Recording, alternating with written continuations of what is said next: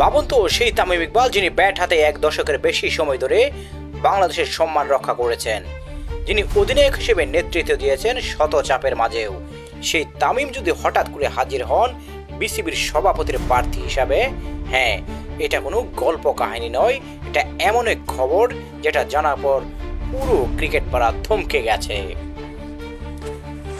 2 মাস পরে বাংলাদেশ ক্রিকেট বোর্ডের নির্বাচন, আর এরই মধ্যে যমুনা টেলিভিশনের একটি বিশেষ প্রতিবেদনে উঠে এসেছে এক চাঞ্চল্যকর তথ্য। জাতীয় দলের সদ্য বিদায়ী অধিনায়ক নাকি চুপিচাপি মাঠ গুছিয়ে ফেলেছেন নির্বাচনের জন্য। একজন খাঁটি ক্রিকেটার যিনি জানেন মাঠের প্রতিটি ঘাসের গল্প, যার হাতে যদি বোর্ডের চাবি ওঠে তাহলে কি বদলে যাবে সবকিছু।